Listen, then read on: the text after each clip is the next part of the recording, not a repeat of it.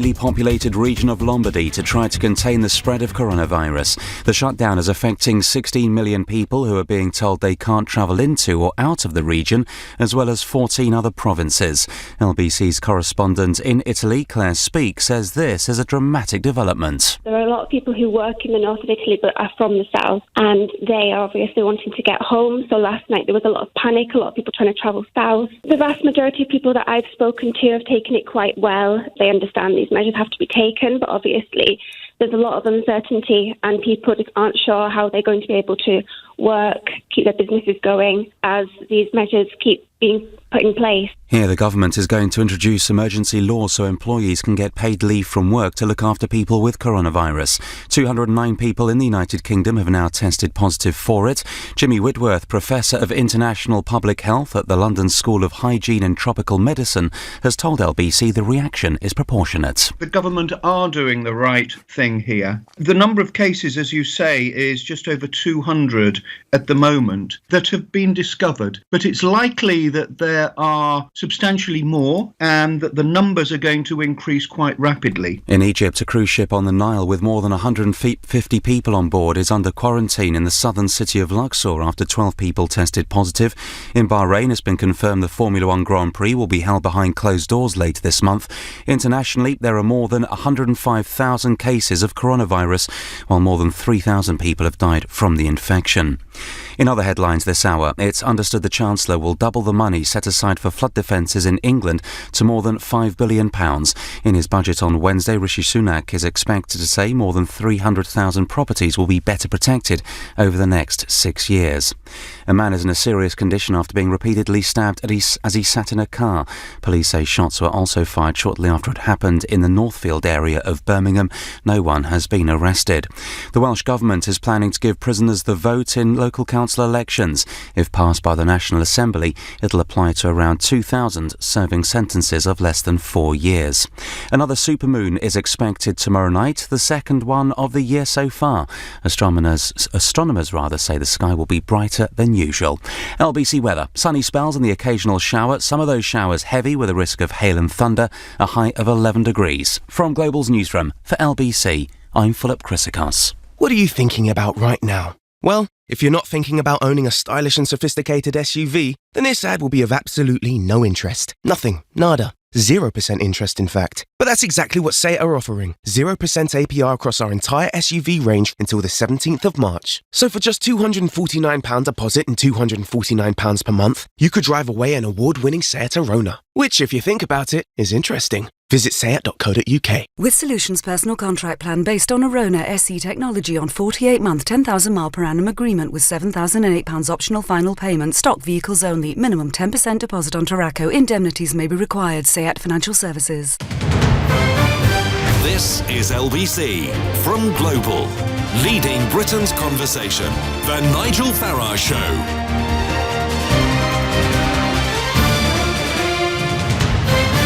Good morning, everybody, although I'm not too sure there's that much good about it, as panic buying hits British supermarkets as 2 women in Australia are arrested for fighting in an aisle over who could cram the most toilet paper into their shopping trolley, and as Italy, with Lombardy, one of its biggest regions, quarantining an entire region, there is deep, deep concern about the coronavirus crisis. Well, let's get an update on the situation here in the United Kingdom, and I'm joined this morning by Professor John Oxford, leading virologist from Queen Mary College, University of London. John, good morning to you. Yes, good morning, Nigel.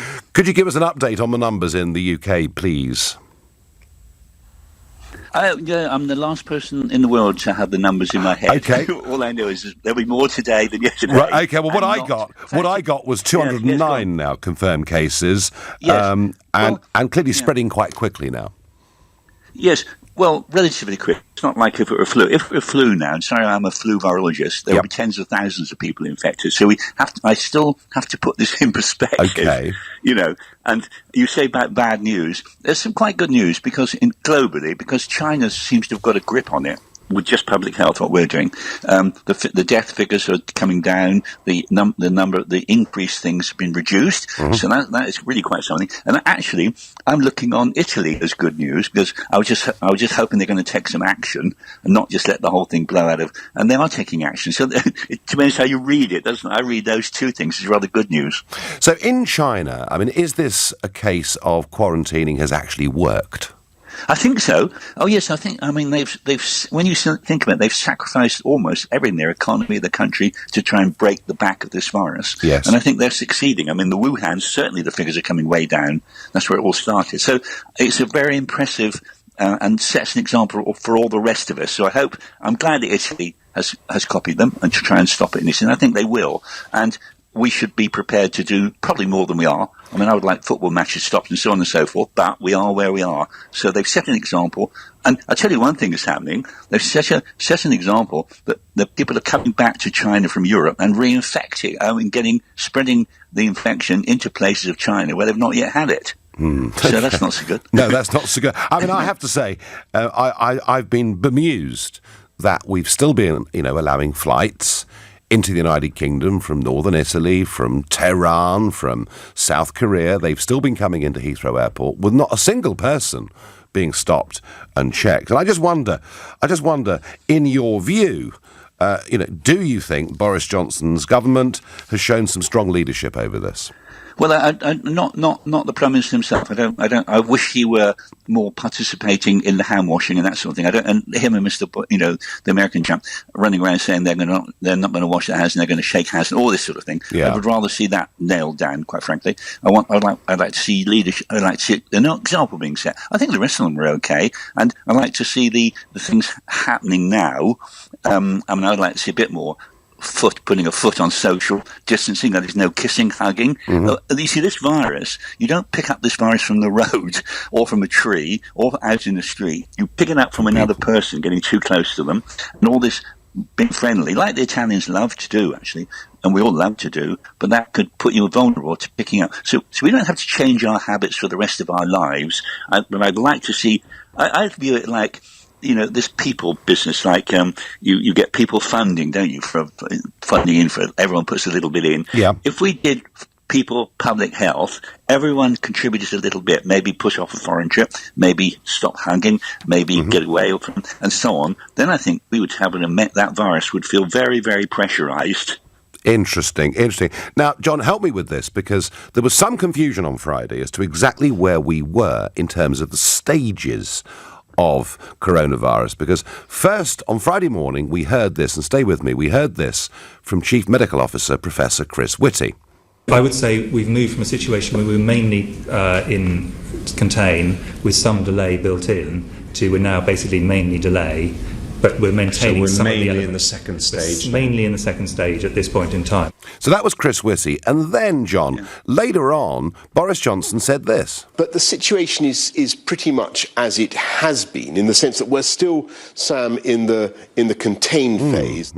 So, help me. Who's right? Who's wrong? Is the Prime Minister right? We're looking for leadership. We want at least some clarity of message here. Where do you assess we are with this? Well, Nigel, the virus itself, let's look at it from the virus perspective. The virus does not recognise stages 1, 2, 3 and 4. Not. All the virus wants is a few more people to infect. It's got to keep moving. Unless these viruses keep moving, they die. They have to. They don't last very long. If they fall on the surface, maybe half a day or something. They've got to get moving. So it couldn't care less about stages we're at. No. It just wants more people to infect. I'll tell you one thing that is to think about as well.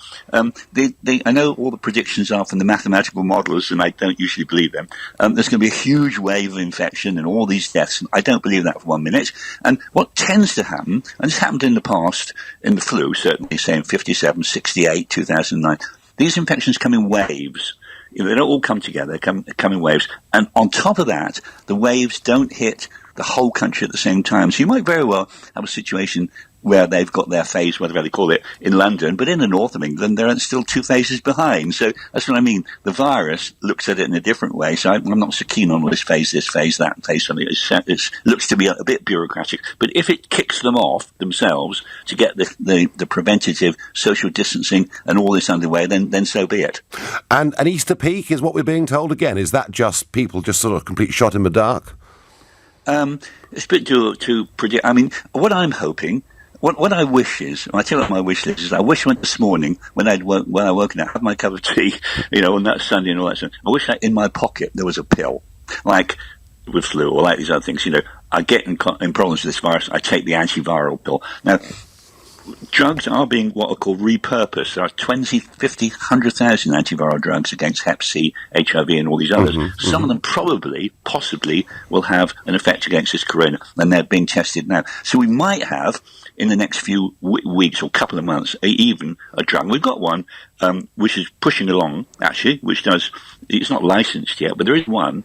The second thing I'd like in my pocket is a rapid test, so that you can get a result in, say, 15, 20 minutes. I think that will come as well. The third thing will be this magical vaccine. And I suspect there's so many people working on it. The Chinese are working on it, the Russians, Americans, the whole world. Here in England, they're working as well. So I'll be very surprised if by winter time there's not a vaccine. And what I feel about this virus, it will become seasonal.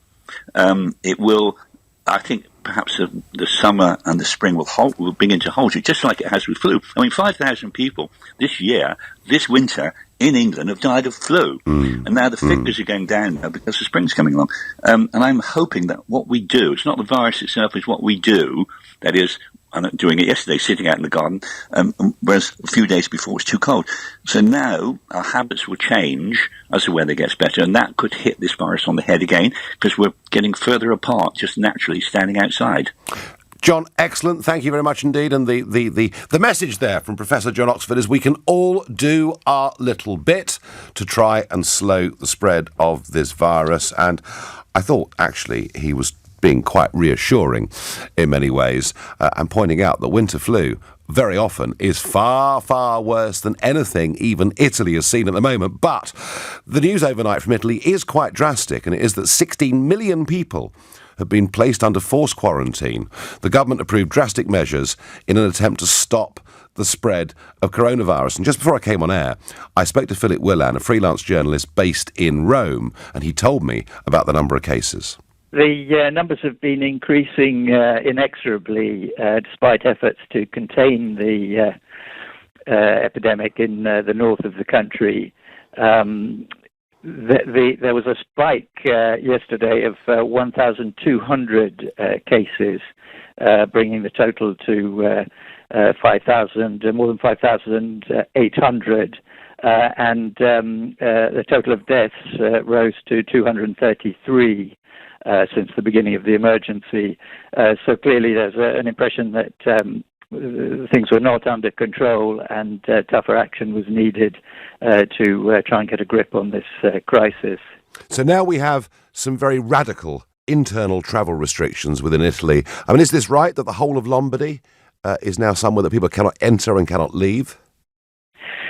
Well, that is the case, but apparently exceptions are allowed in the case of people who have urgent work reasons or personal family reasons for travelling. It seems that police and the army will be allowed to question them on their reasons for travelling and will give a verdict on whether the reason is sufficiently serious to justify moving out of this very large red zone in the north of the country. And is it just Lombardy where these restrictions apply? No, the restrictions apply in Lombardy, which is a large and wealthy region containing the financial capital of the country, Milan, but they also apply in Venice, and they apply in around 11 or 12 other provinces, mainly in the north, but also in the marches in the centre of Italy. So it's a fairly wide area, mainly in the north of the country, though. And it's Sunday, of course, and people will be expecting the Pope to appear. I hear it's now going to be a video. That's right. It's going to be a video. The Pope himself has been suffering from a cold, and so he decided to skip spiritual exercises outside Rome that he would otherwise have been participating in. But in order to discourage the faithful from gathering in St. Peter's Square, he'll be speaking, leading prayers on a video link, so visible on television and social media, and with the intention of discouraging the faithful from gathering in St. Peter's Square as they normally would on a Sunday. No, extraordinary stuff. Now, these quarantines are due to last until the 3rd of April, as I understand it, and clearly the Italian economy was already in a bit of trouble before this even began. What measures can the Italian government take, given the sheer scale of this problem? Well, I think it's extremely difficult. The quarantine zone is the industrial heartland of the country, so it's going to have a huge impact on industrial production and the generation of wealth that would normally take place. Of course, Italy lives to a very considerable degree from tourism, and already the fear of the virus has squelched the desire of people to visit Italy, and obviously this makes it even more difficult, not to say impossible, for tourists to go to Venice, for example. So it's going to have a very severe impact on hotels, restaurants, bars. I think all the government can do is provide emergency financial help for people and businesses who are in difficulty, but it's going to be extremely difficult and extremely painful for the country, but it seems there isn't really much of an alternative. I noticed on Saturday that it was £38 returned to Milan. I presume that if I wanted, I mean, not that I do, but if I wanted to fly to Milan now, presumably I can't do that. I would imagine not, unless, I suppose, you had a serious family or professional reason for wanting to go. I think just normal travel for leisure, it would certainly not qualify.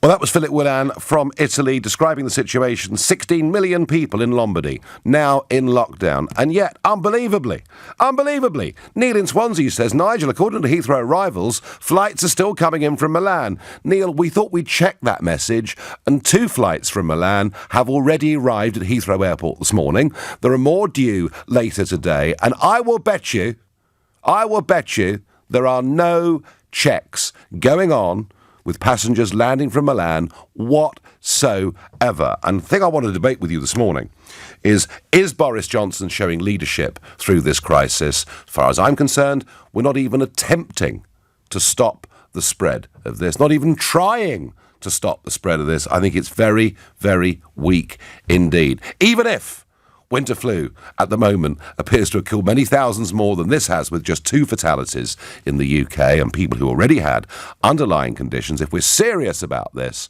surely people this morning should not be landing from Tehran, Milan, unchecked, getting onto the London Underground and goodness knows where else. I don't think the government's really got a grip of this.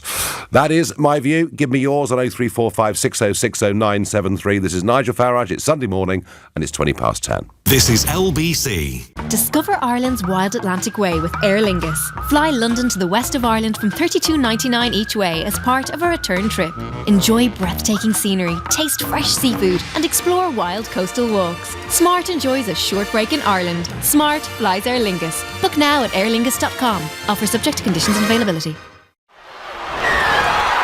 Proper supporters. You can't beat them.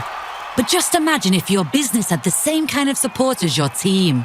The government is helping businesses all over the country with support for financing, support for innovation, support for exporting, and support for leadership training.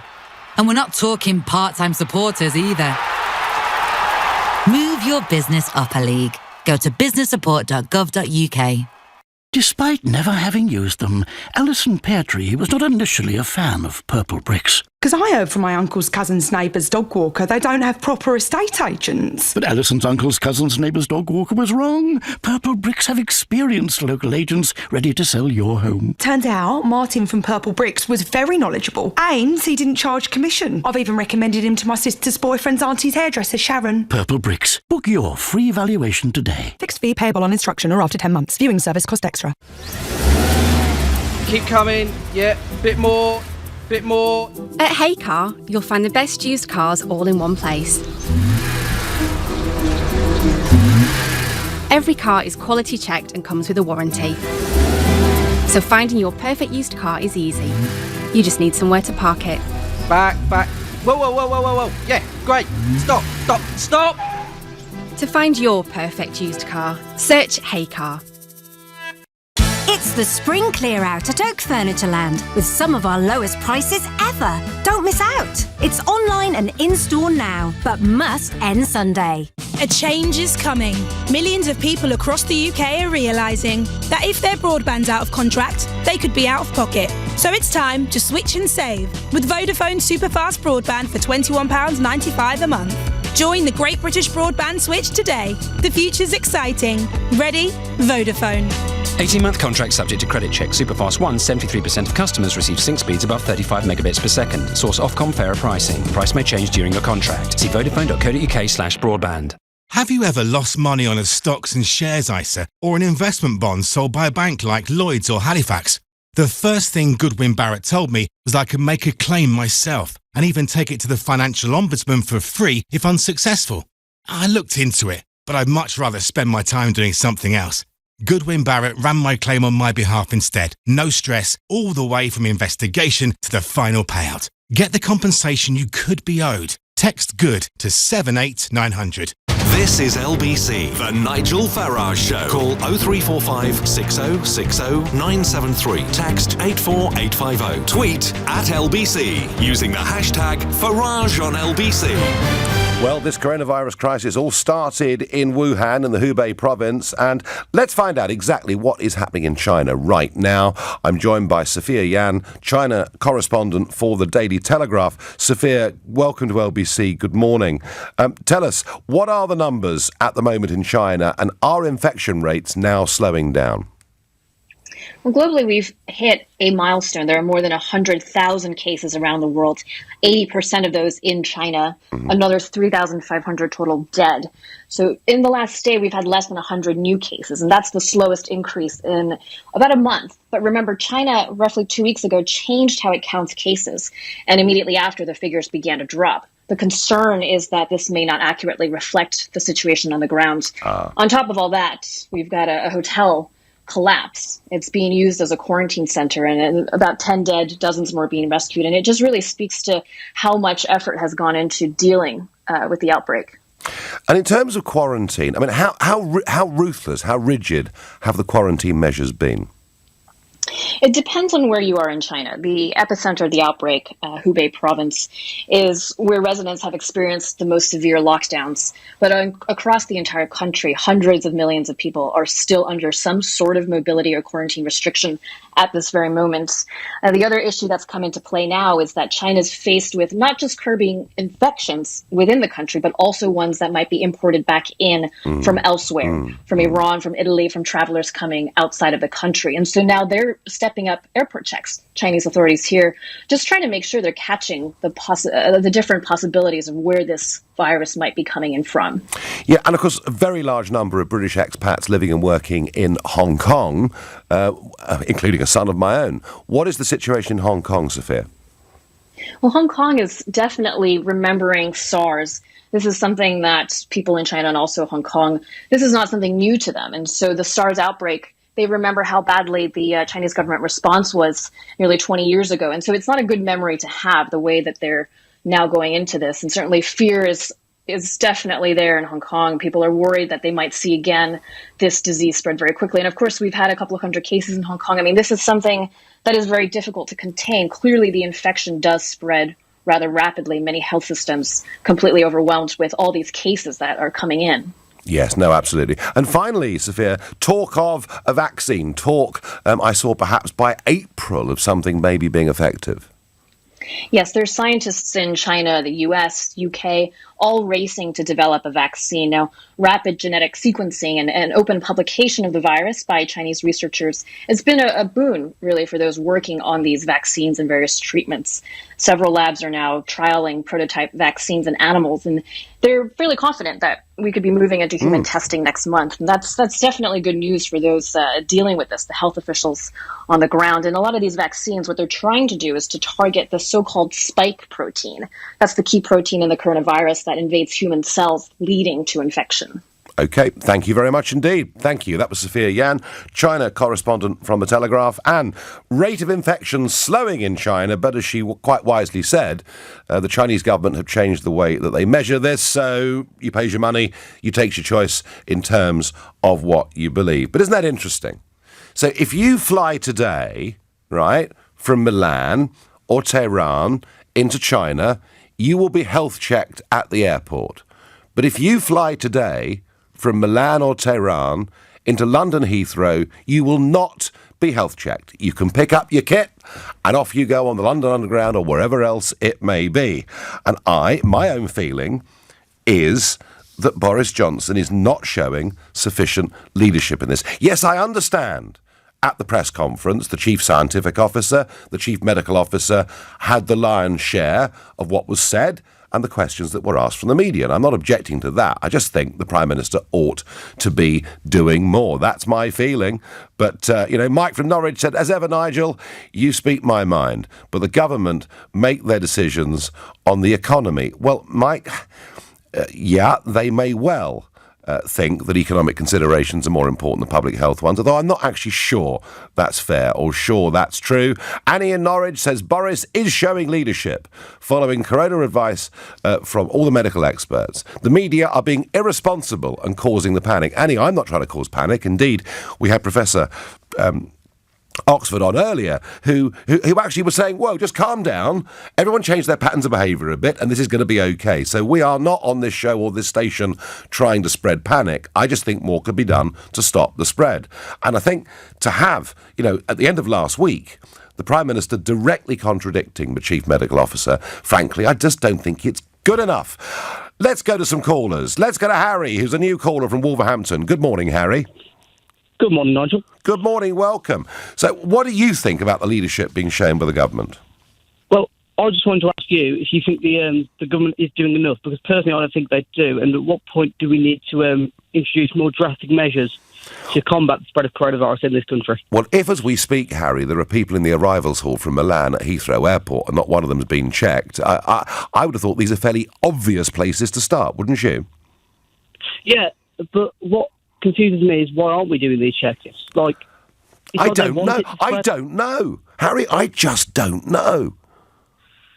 It's baffling, it really is. Or is it, as my previous texter that I read out a couple of minutes ago, is it that they're worried about damaging the economy? Well, it's people's health over the economy, really, isn't it, Nigel? Well, I think in a situation like this it should be. And I think, if quarantining and checking and isolating, plus changes to human habits and behaviour, if this is the way to get a grip on this, that's what should be done. I mean, it was very interesting, I thought also, what Professor Oxford said earlier, was that Boris going around shaking everyone's hand, saying, it's fine, provided you wash your hands, nothing to worry about, was actually sending the wrong message. Yep, definitely. But what we need to do, really, in situations like this, is, I know as a country we don't like listening to experts, but the health experts are the ones we need to listen to in this kind of situations. Is people like Piers Morgan, who are trying to scaremonger people by putting out false information, when in fact, the 90,000 cases in the world, 45,000 have already recovered. So you personally think Piers is part of the sort of glowing panic, do you? Yeah, I do. He doesn't help it. All right, well, Piers Morgan, if you're listening, you're free to come on and defend yourself. Harry, thank you for your call. After the news, it'll be no more guests, it'll just be you for the next half an hour, I promise. But it is now 10:30, time for the news with Philip Chryssikos. Public Health England confirms a student at the University of Oxford has tested positive for COVID-19. Across the UK, there are more than 200 cases of coronavirus. Separately, organisers of the Bahrain Formula One Grand Prix confirm it will be held behind closed doors later this month over the international outbreak. The government is going to better protect more than 330,000 properties from flooding over the next 6 years.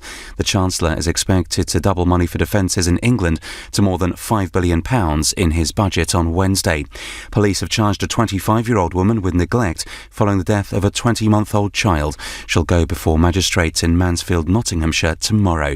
LBC weather, sunny spells and the occasional shower. Some of those showers heavy with a risk of hail and thunder, a high of 11 degrees. This is LBC. Here's to the ones who make it look easy. The Lewis Hamiltons, the Rory McIlroys, the Virgil van Dijks. They make it look easy, and with Sky Q, we make watching them easy. Get all the sport you love, including the Masters, F1 and Premier League on Sky Sports, and UEFA Champions League and Premier League on BT Sports. Sky Q, all in one place. Easy. Content based on subscription. See sky.com for details. This is a message from the government and the NHS about how to protect yourself and others from coronavirus. Wash your hands more often than usual, for 20 seconds each time. Use soap and water or a hand sanitizer when you get home or arrive at work, when you blow your nose, sneeze or cough, and when you eat or handle food. For more information, go to nhs.uk/coronavirus. Protect yourself and others. Are you concerned at how the upcoming budget might affect you and your business? Barnes Rofe Accountants would like to welcome all business owners and entrepreneurs to attend one of their London-based budget seminars on the 12th of March, free of charge. To book your place, please visit our website at barnesrofe.com. Spaces are limited, so make sure you register your interest. Barnes Rofe, clever accountants for business. Hey mate, it's me, your hunch. Cheltenham is here, and with Betway's 4 to win, we can get in on the action completely free. All we have to do is pick the winner of 4 races to win 50 grand every day. 50 grand? We could buy our own horse. Next year we'll be cheering for Monsieur Victory, or Sir Hunch-a-Lot, or Dr. Winderace, or his hunchless, punchy bull. Heed your hunch with Betway's 4 to win, for a free chance to win up to 50 grand every day at Cheltenham. Selections must be submitted before the start of the first eligible race. 1 entry per customer per day. Full terms apply. 18 plus. BeGambleAware.org. Word in the woods is that 3 little pigs are looking to sell their homes quick. They seem to be in a spot of bother with the big bad wolf called Rick. Come out, little piggies! So they spoke to the friendly team at Property Rescue, who can offer a guaranteed sale in as little as 48 hours at a fair price and a cash advance if you need one. Fast forward to living happily ever after. Visit propertyrescue.co.uk. Property Rescue. Fast forward to sold. Proper supporters. You can't beat them. But just imagine if your business had the same kind of support as your team. The government is helping businesses all over the country with support for financing, support for innovation, support for exporting, and support for leadership training. And we're not talking part-time supporters either. Move your business up a league. Go to businesssupport.gov.uk. The Nigel Farage Show on LBC. Well, is Piers Morgan scaremongering? It was a question that was raised by Harry before the break, and Piers tweeted this out to his huge number of followers. I keep hearing people say, stop scaremongering about coronavirus. It only kills the elderly and those with an underlying illness, as if somehow we shouldn't care about them. He then continued, well, sorry, I do. And it's time everyone stopped being complacent about this. It's serious. Now, again, you make your own minds up on that. Do you think that is scaremongering? Actually, I don't. I think it's a perfectly reasonable thing for Piers to have said. Is the government handling this crisis well? Is Boris Johnson giving the kind of leadership we need? Jenny says, yep, Boris is doing really well and showing leadership. Well, an area that I do not think he's showing leadership on, and I was banging on about it last week here on LBC, and I'm going to go on doing so. And I got a tweet in here from Long Ashton Lefty that says, just checked incoming flights for Bristol Airport, and they're still showing flights coming in from Milan and Venice due to arrive this morning. Surely that is madness. Yeah, and we can add to that Gatwick. Yes, they're coming into Gatwick as well from Milan. So here we have a region, 16 million people quarantined. They're not allowed to leave that region and move to any other part of Italy, but you can get on an aeroplane, come to Bristol, come to Gatwick, come to Heathrow, and goodness knows where else. And even if you are a carrier of coronavirus, you won't even be medically checked. Isn't that just great? Isn't that brilliant? I'm sorry, we're not doing this properly. We're not even trying. We're not even trying to stop coronavirus coming into this country. I think it's pathetic. That's my view. We have a new caller from Hong Kong. Mark, hello there. Good afternoon. Hi, good morning, Nigel. Hello there. First time on the show, thank you. Well, Thanks for taking the call. You're very welcome. So, now, I mean, as I've said already, my son lives in Hong Kong, so I know things have not been much fun out there for the last few weeks. And I first heard, actually, Mark, nearly 3 weeks ago, about the run on toilet paper in supermarkets in Hong Kong, and that seems to run. I couldn't believe it when I was told it, and that's now happening here. What's the situation today in Hong Kong? Well, look, I think it's going a bit more towards normality, to be honest with you. Like you mentioned the toilet paper as one example. People a couple of weeks ago were literally running to the store to get packs of toilet paper. Also, hand sanitizer was another one. Yeah, same here. I mean, hand sanitizer was going up to £6 from a 50mm bottle. Mm-hmm. Now, you look in the shops now, and they're packed with toilet paper. The hand sanitizer has gone down to about £1.50. So I think people are getting more just as a way of life at the moment. Like, in my personal opinion, it maybe differs a bit to yours on this. I think it's a bit of scaremongering, myself, personally. Now, I know it's in terms of like tragic, in terms of like the deaths and that side of things, of course, but I would say look at the facts.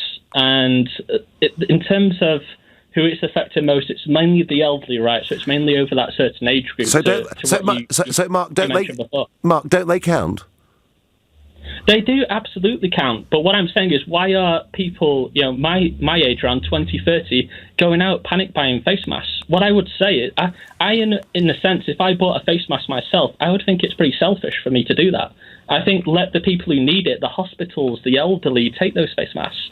Like me using it, it's like, I wouldn't be worried if I caught it, to be quite frank with you. Is that like the extreme? I would just self-quarantine, but I'd expect my body to be able to handle it. It's more going to affect the elderly and the poor. No, which statistics say, of course, you would, and Mark, that is right. Look, I don't want there to be any sense of mass panic over it, but I do think it makes sense, given the human and economic consequences of this. It does make sense for the government, to do everything it can to stop the spread. And I just can't live with the fact that these flights are coming in from Milan and Venice today to airports all over the UK, and we're not checking anybody. Well, what do you expect them to be able to do now? It's not very hard. It's already come into the UK.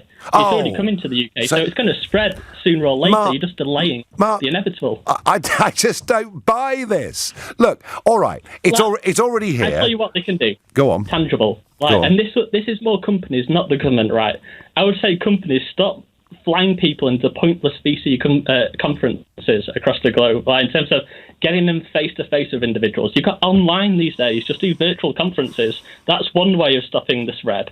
And where possible, let people work from home. Like myself, I've been working from home for the last 2 months.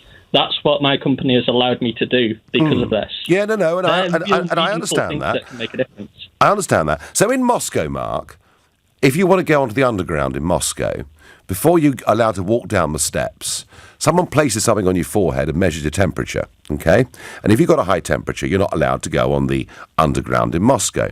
Now, I'm not necessarily saying we have to be that draconian, but if there's a plane load of people coming in from Tehran right now to Heathrow, do you not think that a sort of 40-second medical check on each of those people might just make a little bit of sense? Even though it's here already, why should we encourage the spread of it? No, I agree. Agree on that point. Something good, that is good. like you see it in the rest of Asia. Actually, when I've gone on, when I've gone travelling, you'll walk past it. They have the heat sensors, right? But my point on that's not going to pick everyone out, right? That's only going to pick a subset who are probably later down the stage of having caught this for a week or so. Well, but shouldn't we be trying? I don't think it picks it up straight away. No. All right, you may be right, Mark. Listen, thank you for your long-distance call and good luck with everything there in Hong Kong. And Mark hunkered down and working from home. But he says some sense of normality has come back to Hong Kong supermarkets. What I heard 3 weeks ago, it was all going crazy there. And looking at some of the stuff online about UK supermarkets, I mean, panic buying in a most extraordinary way, and people loading up with hand gels and then selling them online for 4 or 5 times the price. Neville says to me, simply taking temperatures at airports does not work. You would need to take swabs. We have limited capacity to analyse those swabs. Well, Neville, you may be right, but shouldn't we at least be trying? I think we should be trying, but hey, Lisa says all football matches are just carrying on. I think we're all in denial. Lisa, I think the reality of that is that in a football crowd, I mean, would one person infect more people than they would in a local pub on a Saturday night if it was crowded? I'm not sure. I'm just whether the mass banning of sporting events, maybe it will come to that. I don't know. Lila says Boris needs to make airports check all people. Pat says almost every country in the world has this, but next week we invite the world to take part in the Badminton World Championships in Birmingham. The same venue a week later will invite the world for gymnastics. Are we really protecting our own population? Well, Pat, I think the answer is, if we're able to do medical tests on those that are coming in, then yes, we are in a position to protect the population. That's how it seems to me. John is a new caller from Reading. Good morning, John. Yeah, morning, Nigel. How's it going? It's going all right. So do you think Boris is providing sufficient leadership in this crisis? Not really, no. I mean, what is it? They're going on about, we're trying to contain it at the moment. But what you got to look at the lengths that China have gone through to try and contain it. Mass spraying detergents in the streets, in all buildings. And what do? We're being told to wash our hands. Yeah, wash our hands. And if you would that's going to do nothing. And it's like you've just said, they're still letting people fly in from Italy, from Iran. Then they're not trying to contain anything. So, I mean, I'm worried about it, because China, the measures that they went through to try and contain it, and yet they still haven't. They're still getting cases. Well, people are still dying. If you believe the Chinese figures, John, they have to some extent, now limited the numbers, quite drastically. If you believe the numbers of this, that's the thing, isn't it? You don't really know for sure. You don't know if their figures are correct. But the thing is, their figures per day are still higher than ours per day.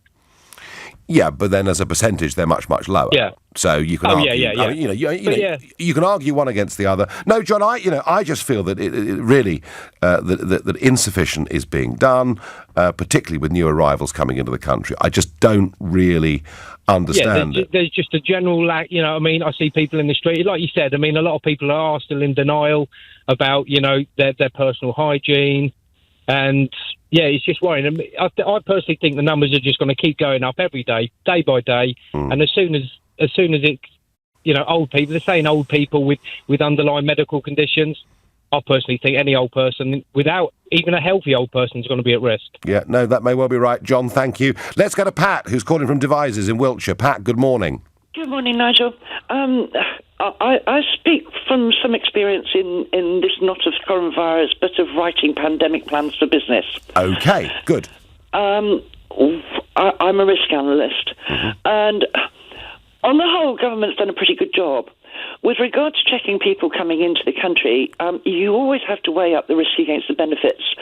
And your problem in this particular case is that your mitigation plan would be flawed because a raised temperature is an indicator of any number of different ailments. You would be picking up all sorts of things. You would bog down the testing system to the point where it would not be able to cope with it, and so therefore your delay in actually picking up those with the virus would be inordinate and would allow them to continue to spread. John Hopkins, which has done a lot of work on this, and I would recommend them. They work closely with WHO and with the CDC Centre for Disease Control in Atlanta, Georgia, are saying at the moment that the infection rate is 2 to 3. So for every person infected can infect 3 others. Measles is 1 to 18. Yeah, I'm aware that there are things that are far more contagious than coronavirus, but I'm arguing with you that there are a few hundred people today coming into Heathrow, Gatwick, Bristol, a few hundred coming into each. Is it really, and given they're coming from a region that's now been put in total quarantine lockdown because so rapid is the spread, is it really beyond our wit to test a few hundred people? I would suspect that the majority of those coming back are returning travellers to the UK residents, because Italy is locking down its own citizens there, so their ability to travel is going to be very much restricted. Yes. And our own citizens will, of course, be coming back, and if they are unwell, will be reporting to their GP. So we just don't bother. We just say, come on, don't worry about it. Don't even try. They get picked up by the local medicine, which is far more effective. But that's after they've been on the London Underground and wherever else they've been. Now, there you have a different story. I would not go on public transport. As a risk analyst at this moment, I am not using public transport of any description whatsoever. But Pat, a lot of people can't afford to travel by any other means. Many millions of people can only afford public transport. And frankly, let's say I was working at Heathrow Airport, as tens of thousands of people do, and I was going home, and I was sitting on a tube train next to people who'd just flown in from Milan or from Tehran who had not been checked, I'd be really, really angry. I would feel pretty pissed off myself, I must admit. But the thing is, you can't lock down the whole country. Which is what you would have to do. Your extreme mitigation plan would do more damage than it would do benefit. All right. And you're always at the point where you're balancing the risk against the benefits. Pat, thank you for the call, and apologies for the language, everybody. This is a Sunday morning. Well, look, Pat's made her arguments. I don't agree with her at all. I do think that it is just outrageous that there are people now sitting on London Underground trains who come in from Milan today and have not been tested. I think it's crazy. I really, really, genuinely do. This is the Sunday edition of the Nigel Farage Show, and it's 10:47. Nick Ferrari at breakfast. Weekday mornings from 7. LBC. Media now in the spotlight. Are they knowingly or unwittingly contributing to the chaos and the panic over coronavirus? Ali in Westminster. I'm not angry with the media. My anger is in the government. John in Crawley. I'm going up at the Emirates tomorrow. Why bring it to the attention of people that if you go to a ground like that and someone... Because how else can you illustrate? Yeah, why even talk? But John, how else can I illustrate to someone?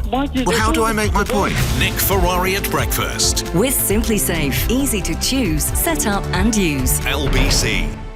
Your company's doing pretty well. Your tax position's okay. So what's keeping you awake at night?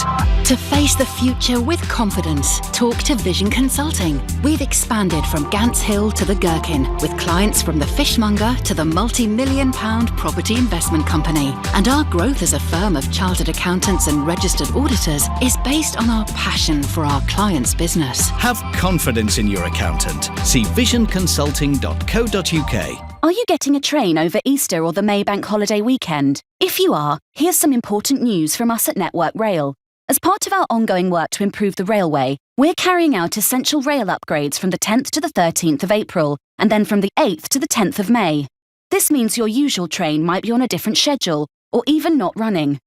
We do extra work on the lines over the bank holidays to avoid disrupting people when it's busier. So, to make sure you arrive when you really need to, please check before you travel. Standard. Stagnant. Same old, same old. That's not how you describe London. We're, well, different. London loves bright new ideas, embraces vibrant, evolving communities, and isn't afraid of standing out. We deserve an energy company that's as different as we are, one that's fair and affordable for all Londoners. London Power, a different kind of energy company. This weekend on Sky Sports, it's the Manchester Derby, a fight for the top four. Yeah, it's scintillating. Manchester United. The battle for bragging rights. Emphatic, just domination. Watch it live, only on Sky Sports Super Sunday. And right now, get all 8 sports channels for just £20 extra a month for 18 months. Offer ends 16th of March. Search by Sky Sports. With a new 18-month minimum term contract requires Sky TV. Prices may change. You switch. You theme park. You log ride. And remember, she's too small for the log ride. You buy ice cream. You win a teddy. You visit the lions. You don't bang on the glass. You promise not to shout again. You buy more ice cream. More people come to us to find their broadband, energy and mobile deal than any other switching site. What you do after, well, it's up to you. Uswitch. Broadband, energy, mobiles. More people claim based on share of web traffic. Visit uswitch.com/verify. How do you make the most understated Range Rover even more striking? Paint it Santorini black. Fit it with privacy glass. A full leather ebony interior. Then place it on 21-inch gloss black alloy wheels. The Range Rover Velar R Dynamic Black, understated, has rarely been so bold. Limited numbers available for a limited price. Search Range Rover Velar, Land Rover, above and beyond. Limited availability while stocks last at participating UK Land Rover retailers. Check with your local retailer. Good morning. Well, for some of us, mornings are not always so great because of knee pain. Voltarol Joint Pain Relief Gel is scientifically proven to help relieve pain, reduce inflammation and restore movement. It gives me up to 12-hour relief from joint pain. Give it a try. What have you got to lose? That knee pain, I guess. Voltarol Joint Pain Relief 2.32% gel. Contains diclofenac diethylammonium. Always read the label. The Nigel Farage Show on LBC. Is Boris Johnson doing enough? Is he showing real leadership during this coronavirus crisis? And by the way, if you have flown in today from Italy, or perhaps if your crew working for one of the airline companies, I'd be very, very keen to hear from you. Our next caller is Ben, a new caller from Xi'an in China. Ben, hello, welcome to the show. Hello, Nigel. Hello. Pleasure to speak to you. So are you working in China or visiting China? What's your situation? I'm a student here. You're a student over there? Right, fine. Yeah, okay. yeah. And when did you last come back to the UK? I came back at Christmas Right. last year, obviously, so just before everything started to kick off. And I flew back to China at the end of December. Yep. So a couple of weeks later, that's when everything sort of started to come out that things were going wrong. And how do you, and living in China, Ben, and of course, you know, the Chinese state has a lot more power over individual lives and freedom than the government does in this country. I mean, how do you feel the Chinese government's handled this? I think they've handled it unbelievably well. I'm in a city that's bordering the province where the major outbreak, Wuhan, is. But we've been quarantined for must be like 6 weeks now. Wow. And it's just starting to relax. We can leave regularly. Some businesses are starting to open. But to work, you still need work permits. All restaurants, gyms, cinemas, those sort of places, they're still shut down. They've been shut down for at least 6 weeks, probably more than 2 months. So have now. you just been just sort of living on subsistence in the shops? I mean, sort of how has life gone on, Ben? Well, everybody just stays at home. Supermarkets have been allowed to stay open the whole time. Yes. But there's checks to get into the supermarkets. You have to provide ID. You have to have your temperature taken. So you can't just go anywhere you want. And you can considerably buy, and more you can buy strict than food. I imagine that you can buy toilet we can paper. buy food. Yeah. Yeah. There's been no sort of panic buying. Interesting. Like initially there was slightly, but I've always been able to buy toilet paper, soap, detergent. Okay. Now you've lived through like Ben. You've lived through 6 weeks of this, and if the numbers that are coming from the Chinese government are right, they've now pretty much got a grip on this. How do you view from there the way that Boris Johnson is doing it? It's terrible. So my province, which is similar in size to the UK in population and geographically, we haven't had any new cases for, I think it's 15 or 16 days now. Wow. So that's why they've started to relax the restrictions. And the cases in Italy are far worse than anywhere in China except for the outbreak, the epicenter, Wuhan. There's no other province in China that's had anywhere near as many cases as Italy. I think the most is maybe 1,000 or 2,000. So it's obviously worked very well. Like the restrictions on flights and checks on people, these should have been done weeks ago, if not months ago. Absolutely. But recently there was a province next to mine which had a flight from Iran come in, and they reported that there was 4 or 5 people on that flight that were coming in with the coronavirus. But obviously here, inbound flights from other countries, they're quarantined immediately, so they can't. Yeah, we're not doing anything like that. If these people just get on the subway or go to restaurants or sporting events, it's going to spread very quickly. You just have to look. They're sitting on They're sitting on the underground now. They're sitting on the London Underground now, having come into Heathrow this morning. Nigel, Wuhan, the situation is absolutely horrific when it started to outbreak. They've had 70,000 cases, and every city in China, they were sending all their doctors, all their nurses to Wuhan.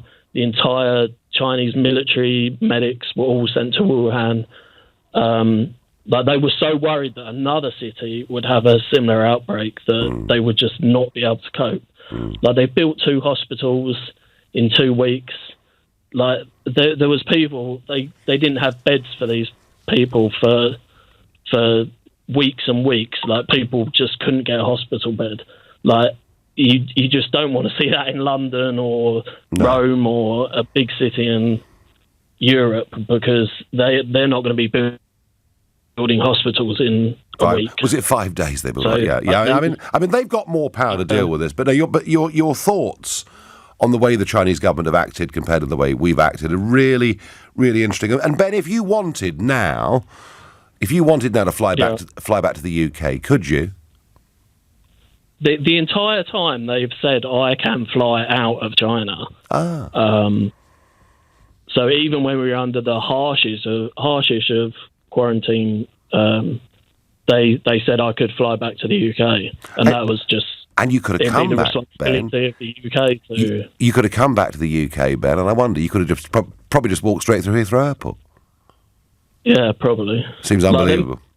If there's one flight coming in from Iran and they find 4 or 5 people on it, they're infected. I don't know how many flights from Iran go into the UK, but there must be lots of flights from Italy, Korea. These 3 countries have had serious outbreaks. Yeah. So those flights should be shut down completely, in my opinion, and these should have been done 2 weeks ago. And flights from China should have been shut down when it initially started. Ben, fantastic call. Thank you very much. And you've lived through a very difficult 6 weeks. I'm pleased that it sounds like it's easing, and we wish you well with your studies there in Xi'an. Well, wasn't that really, really interesting? And you know, but we're not a communist state. We don't have the power to completely shut down. We will continue this debate in the next hour, but after the news, I'm going to be joined by Iain Duncan Smith, who is very much leading a rebellion over Huawei. This is going to come to a head in the House of Commons on Tuesday, we think, if the timetables stay as they look. And, you know, this is Boris's first really big test with his own party. Quite a big backbench rebellion brewing. Whether they've got the numbers to defeat the government of this, I don't know. Personally, I hope so, because I keep telling you, I've been to America. I can't see a trade deal with America. The Five Eyes intelligence partnership, many things threatened by involving China in our 5G network. Iain Duncan Smith in a couple of minutes. On your radio, on Global Player, and Play LBC. leading Britain's conversation. This is LBC. From Global's newsroom at 11 o'clock, around 16 million people, more than a quarter of Italy's population, is now on lockdown in the country because of coronavirus. People in the wealthy and highly populated region of Lombardy are being told they can't travel into or out of the region, as well as 14 other provinces. Nearly 6,000 cases have been confirmed in Italy in places like Venice and Milan, which are included in that lockdown. Matt Brown lives in the region. He's told LBC more about the situation. This level of caution is actually fairly reassuring. I mean, the way that they're handling it is very professionally. This part of the country is very sort of rule following, and I mean, it would be better if this didn't have to happen, but it's good that it's being rolled out so efficiently and that people seem to be paying attention. Here, more than 200 people have now been diagnosed with COVID-19, that number 209, but it doesn't include 2 further cases of coronavirus identified in Wales this morning. The Chief Medical Officer for Wales, Dr Frank Atherton, says the people are from the same household, are resident in the Pembrokeshire Local Authority area and have recently returned from northern Italy. In other headlines this hour, the Chancellor is expected to announce more money for flood defences in England in Wednesday's budget. It's thought the Treasury will have spent more than £5 billion between 2015 and 2026. Rishi Sunak says the money will make a real difference. It's going to pay for around 2,000 different flood schemes around the country. It's going to protect over 300,000 homes. We've all seen the devastation wreaked on communities by flooding. This will make an enormous difference to people's lives. A 25-year-old woman has been charged with neglect following the death of a 20-month-old child. Officers are treating what happened in Mansfield, Nottinghamshire as unexplained. LBC's Alex Hulse has more from our news centre in the East Midlands. Police were called on Friday to reports of concerns for a child's welfare. We don't know whether the child was a boy or girl, but officers say they were taken to hospital for treatment but died a short time later. The child hasn't yet been formally identified. Police say last night, Katie Crowder from the town was charged with neglect. She's expected to appear before magistrates in Mansfield tomorrow. Layla Moran has confirmed that she'll run in the race to become the next leader of the Liberal Democrats. Jo Swinson stepped down when she lost her seat in last December's general election. Prince Harry and Meghan received a standing ovation at the Royal Albert Hall in London last night at one of their last public engagements as senior royals. Their last official working event as royals is tomorrow when they join the Queen at the Commonwealth Day service at Westminster Abbey. Australia have won the Women's T20 Cricket World Cup in Melbourne. They beat India by 85 runs in the final. LBC weather, sunny spells, occasional showers, some of those heavy with a risk of hail and thunder, a high of 11 degrees. From Global's newsroom for LBC, I'm Philip Chrysikos. At Tesco, we've price-matched Aldi on hundreds of products, like bananas, peppers, minced beef, mushrooms, eggs, strawberries, even avocados. That's Tesco products at Aldi prices. So save yourself a trip. Tesco. Every little helps. Prices checked on comparable products in GB Aldi stores twice weekly. Price most often found is matched excluding promotional prices. Products matched vary by week. Selected Tesco stores excluding Express and all Northern Ireland stores. Product availability varies by store. Details at tesco.com/Aldi price match. This is LBC from Global, leading Britain's conversation. The Nigel Farage Show.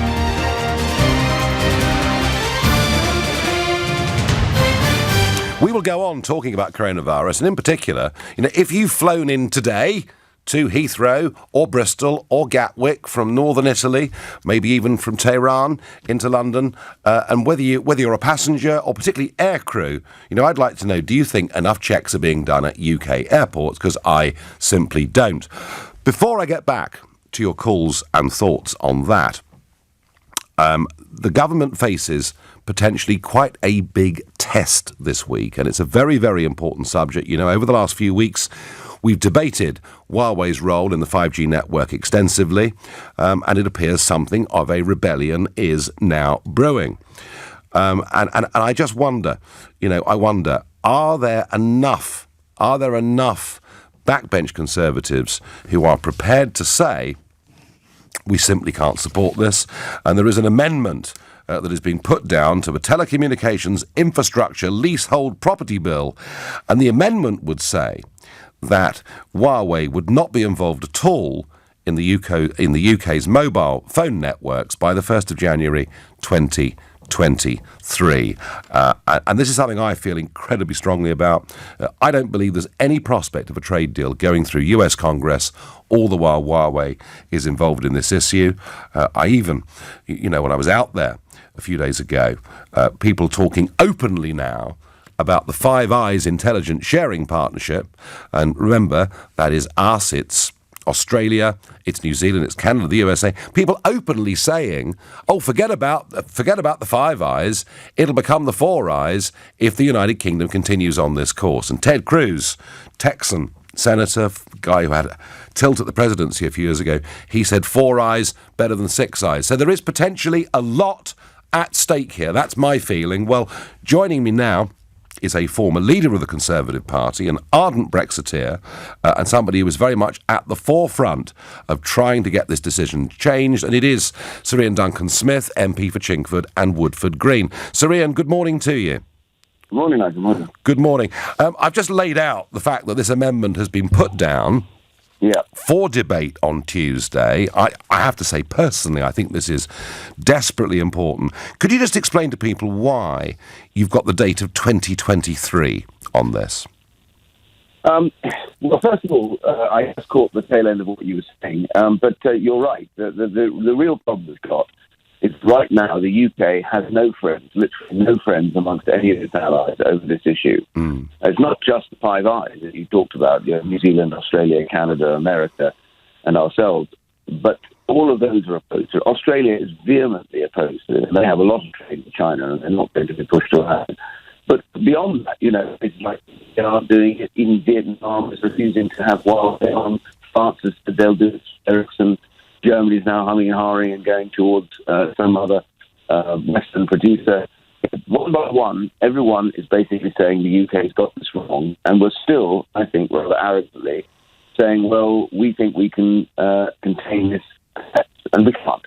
And so we put the amendment down because we were scratching around trying to find a way to see if we can reverse this. So the telecommunications bill, which is not directly to do with the Huawei issue, but does have a scope for us to amend it for any producer on these networks, whether they be private networks or, for that matter, 5G. What we put down is saying, right, well, you won't be able to use Huawei or any other untrusted provider after the 31st, 2022.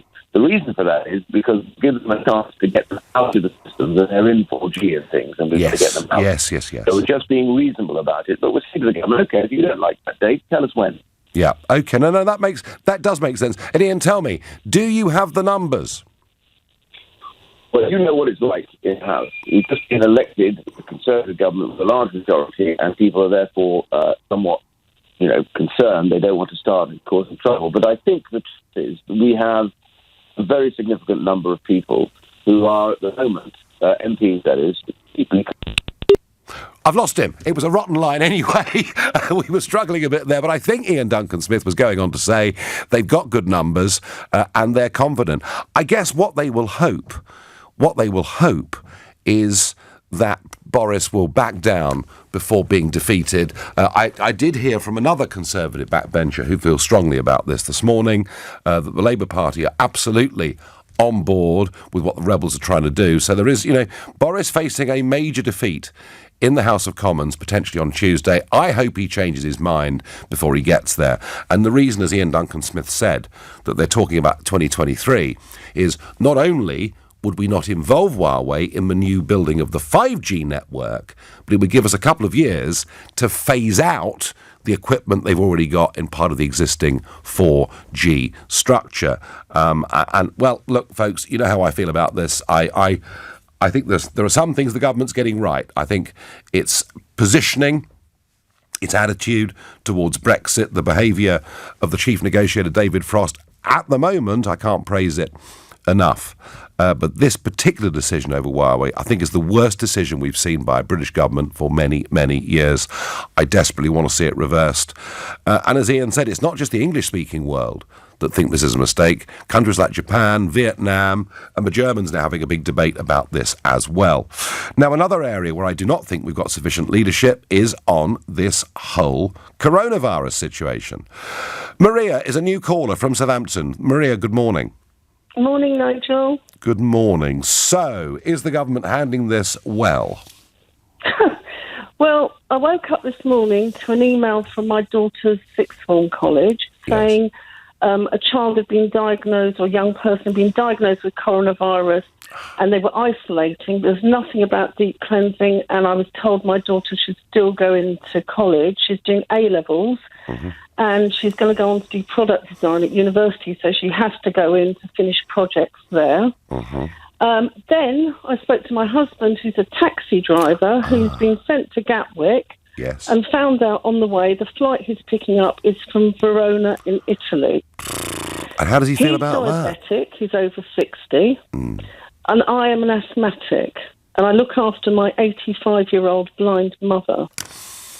And to be totally honest with you, I've got all the disinfectant ready, the bath to run, the washing machine going, but I just think it's totally outrageous. You look at somewhere like Malta, where the doctors' union there said if the cruise ship that was heading for Malta and had one case on it docked, they would go on strike, and Malta averted that cruise ship going into dock.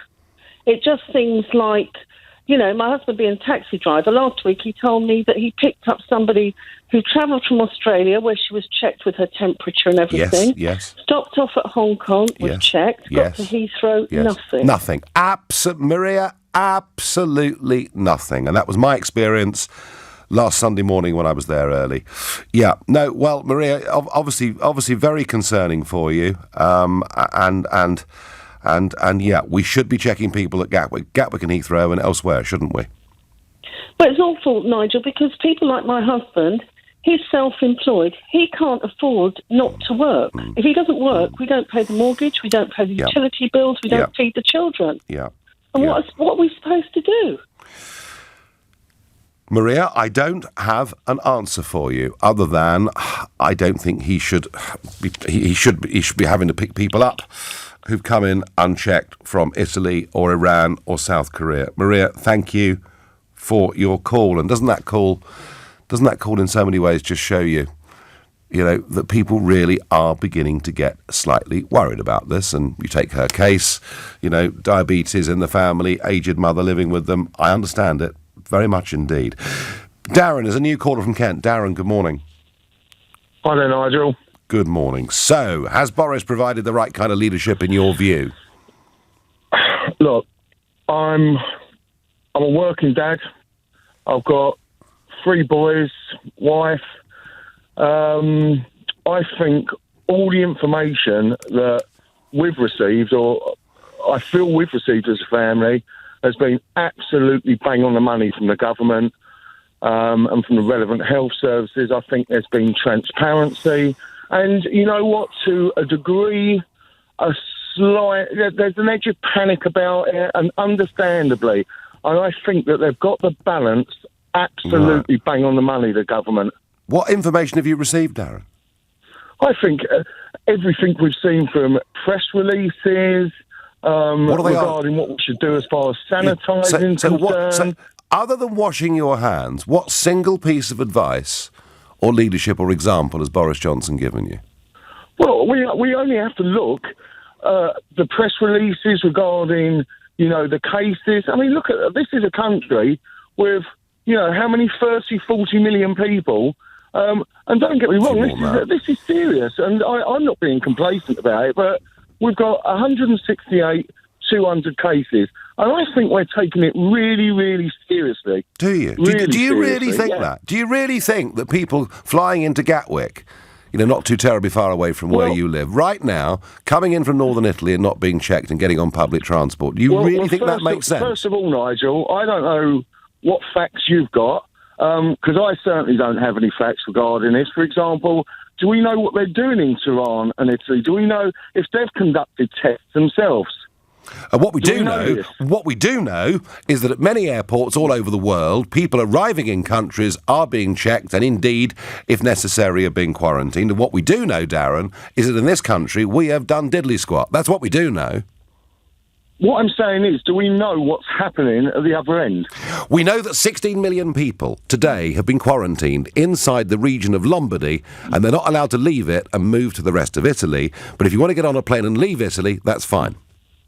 Oh, listen, Nigel, look, I'm with you. All right, if there's no due diligence at the airports, all right, that's my worry. This is a simple fact that if there's nothing being done at the other end, I mean, if the governments are communicating, there's assurances that look, the passengers coming into the country are being tested, and they're clean. That's cool. But if that's not the case, that's a huge issue. But I mean, we should at least allow someone from the government. And listen, I'm not being pro-government here. Don't get me wrong. I'm far from a politician, but someone's at least got to give them a platform to speak. Because I think the problem we have, Nigel, and me as a dad, is this is a time for unity between the media and the government. And with respect to you, I think it's a valid point. But these sort of points, what are being made regarding what's happening with these flights coming in, is a reason why we've got no bog roll and pastas in the supermarkets. I don't necessarily see the direct link there, Darren. But by the way, I'm not trying to spread panic. In fact, we had a virologist on at 10 o'clock today, who I think was the most calming person, Darren, you could have listened to. He said it's going to be okay. We will sort this out. It'll take time. Nigel, he was absolutely fantastic. Wasn't he good? Wasn't he good? He was fantastic. Yes. He had a platform for 7-8 minutes. Yeah. But with respect to you, Nigel, look, I'm not knocking you. It's a great point. If you like. But this platform's for 4 hours now, and let me tell you, everyone I'm not saying that people are naive, but without cast iron 24-carat facts regarding these flights and these passengers, this sort of platform could create a little bit of panic and hysteria. Darren, I'm sorry, Darren. I came through Heathrow Airport last Sunday morning at 6 o'clock, all right, when already, in many, many parts of the world, checks were being done, not just at airports, but at train stations, underground stations in other big cities in the world, and there was nothing. No one. Maybe the odd leaflet being given out. Darren, you're a great sport. Thanks for the call. This is the Sunday edition of the Nigel Farage Show here on LBC, and it is 17 minutes past 11. This is LBC. Good things happen in threes, like Renault being awarded BBC TopGear.com Manufacturer of the Year, you getting an extra £500 towards your all-new Renault Clio, and it now being available for $199 a month, 0% APR. But why stop there? Now every Renault comes with a 5-year warranty. Claim your £500 voucher at renault.co.uk/Top Gear event. Renault Finance Clio Play SE 75, 37 months, £500 deposit, optional final payment 6531. Order by March 31st, participating dealers, the first of 5 years or 100,000 miles. T's and C's apply. Sharing a Lebanese dining experience is always an extraordinary occasion at Crocker's Folly. Your intimate meal, celebration or corporate event will create amazing memories for up to 200 people. If you're hungry for a unique dining experience that's the talk of the town, there's a table waiting for you at Crocker's Folly, a member of the legendary Marouche Restaurant Family Group on Aberdeen Place, St John's Wood. Book now at marouche.com. The Big B&Q 20% off bathroom event is now on. We've huge savings on a range of toilets, basins, baths and furniture, so you can get a great deal on the style that suits you. But hurry, 20% off ends Monday. You can do it when you B&Q it. Offer ends 9th of March. Subject to availability, see DIY.com. Hey Harry. Hello mate, who do you think will win the football later? It's a tough one to call, but I would say one thing. Ignore all them TV pundits in their fancy suits. Sorry son. Listen, if you want a sure winner, put your money on... Sorry, I've got to run. Sanders back and I forgot to take the bins out. Listen to Harry and make your best bet with BetVictor. 18 plus, please gamble responsibly. At Renault Retail Group, good things come in threes. Renault, winning BBC TopGear.com Manufacturer of the Year. You, getting £500 towards your new Renault Clio. And you, also getting 0% APR. Find your nearest dealer at renaultretail.co.uk. Conditions apply. Okay everyone, circuits. I want to see you all give it 110%. There's no rest yet until you sweat. 20 push-ups. Go! Proper ones. Feel the burn. Or leave the motivation to Vitality. Take out our life insurance and you could save up to 40% on a Garmin fitness watch to help you keep an eye on your activity levels, however you stay active. Now that's real motivation. Just search Vitality Life. Life's better with Vitality. Variable discount. Postage and packaging terms and conditions apply. Hey, have you heard? The Mayor of London has launched his latest van scrappage scheme to help tackle London's toxic air.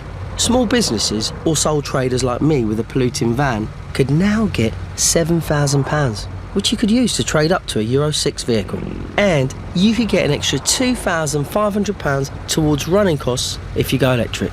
The scheme is now even easier to qualify for, and it's open to any businesses with up to 50 employees, like mine. So, I'm going to search TfL Scrappage to see if I'm eligible and apply. You should do the same. To the Mayor of London and TfL, every journey matters. The Nigel Farage Show on LBC. This is a tweet that's just come in to me. Nigel Farage, I don't agree with you on anything. Brexit, exclamation mark. With me being German. Well, that's not necessarily the reason why, is it? Plenty of Germans do agree. Anyway, I'll go on.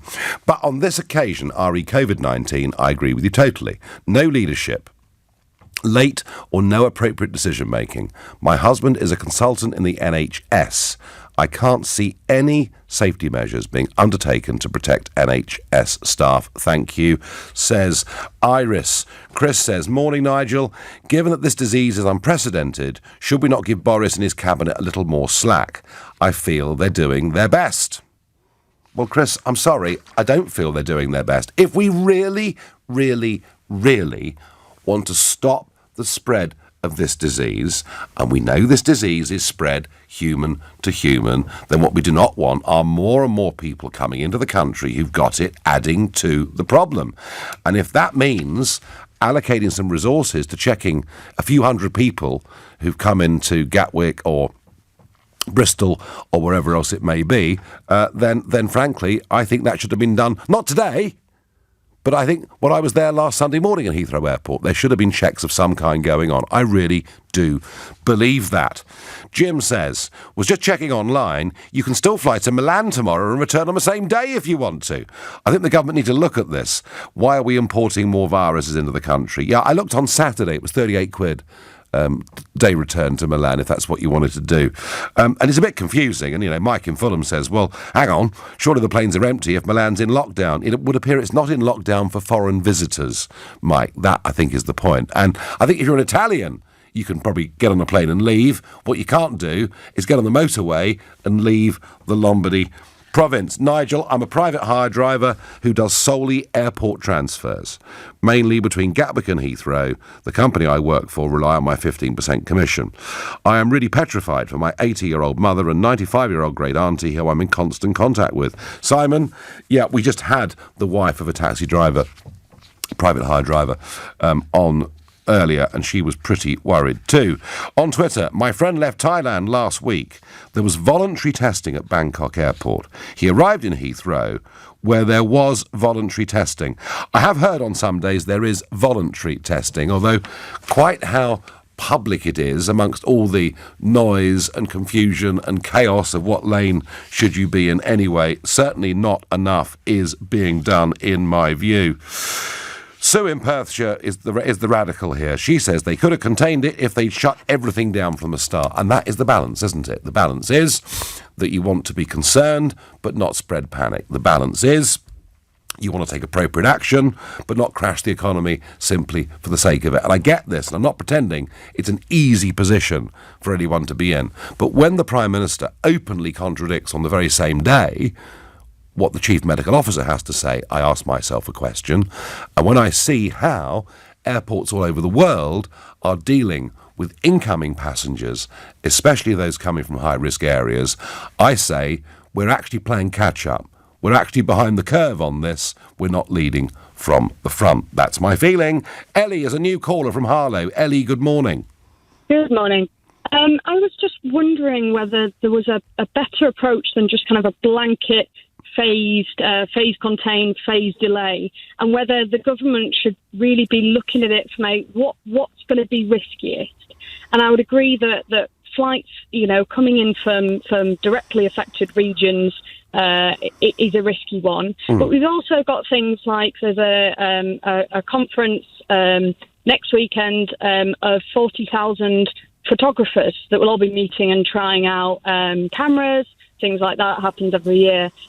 Coming from all over, UK and abroad, and you just kind of can't help but stop and think, hang on, I'm picking something up, I'm trying it out, I'm putting it back down. Joe Bloggs is coming along and doing the same.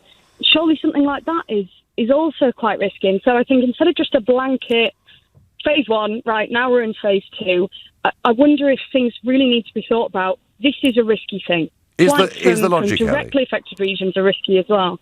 Is the logic, Ellie, that if you were to say, now look, there's a conference of 40,000 photographers, yeah, then maybe the logic would be that we say that we'll ban crowds at Premier League football matches, at the Six Nations rugby. Do we literally just close down all public activity in the country? I'm not necessarily sure it's closed down all public activity. Maybe it's because I'm thinking. I mean, I'm a kind of safety regulator person, and maybe I'm thinking with that kind of, I do risk assessments all day, every day, and you look at things and you go, right, we know this is risky, but how risky on a kind of scale, and you approach the things and put your effort into the things that are the most high risk. Notwithstanding, there are other things as well, but maybe it is happening and we just don't see it, but I think it would maybe help if there was a bit more visibility on, okay, so we're looking at all these events, where events or flights or however it may be, transport systems, and really thinking, what's the most risky? Where can we focus our resources? So do you think, Ellie, we're stretched? Do you think I'm right in my criticism of those flights coming in today from northern Italy and no one being checked? I think definitely on a scale of, riskiness, I would say it's high up there to say, look, you've got someone coming in from a region that it itself is in lockdown, and with no checks at all. There were a couple of callers earlier saying, well, what's the point? It's already here. I couldn't believe that. I couldn't believe that. Well, you've got to have something, and if you identify flights coming in as being a risky thing, do something about it. If you identify them as not being a risky thing, alleviate the public fear by kind of educating on why and tell us why. Absolutely, tell us why. No, I agree with that, Ellie. Thank you. And anybody from the government, please, 0345 6060 973. Please explain to me, and I sense a majority of you listening to this or watching this right now. Please tell us why it just isn't a problem. I tell you what, I bet no one calls. Jennifer is calling from Ealing. Good morning, Jennifer. Good morning, Nigel. So, I personally think that this government is very good at paying lip service to things, but not doing anything very constructive. And if you wind the clock back a few weeks, we had people being flown in from China under very, very strict conditions. They were put in quarantine. They had to wait a while to get all the things together because it was so serious. Mm-hmm. Then we had a cruise ship where there were British people on it, yes, who weren't brought home and caught the virus because they were left there. Mm-hmm. And so to start with, it was all systems go, and it was all very serious. And then suddenly it's got all very laxed, and like you say, people are flying in from everywhere. As you say, we brought people in and they were sent up to the Wirral to be quarantined. That's right. And because they'd been in risk area and all the rest of it. And yet today you can come in from a region of Italy that's been put on quarantine and not be checked. Quite. And what's going to happen, it's all to do, I still believe, as like you, it's a lot to do with the economy. They don't want to upset the airlines, etc., etc. But I think this can only get worse. So at the end of the day, say another 4 weeks down the line, we've got to do the things that we should be doing now, which is stop the transport of people backwards and forwards from these countries.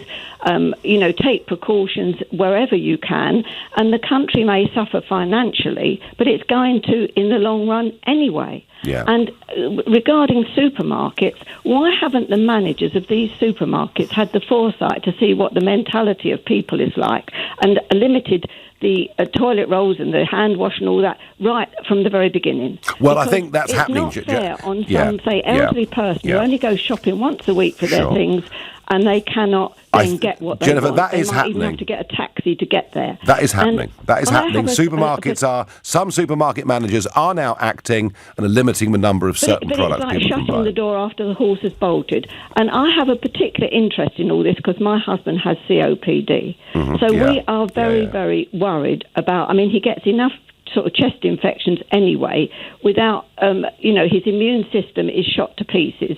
So without all this going on, and I really do think that we are being let down, but they do not like telling people what to do, and people do not like complying to the rules and regulations of the country. And this is what's happening. They don't want to upset anybody again. And this is what they're frightened of doing.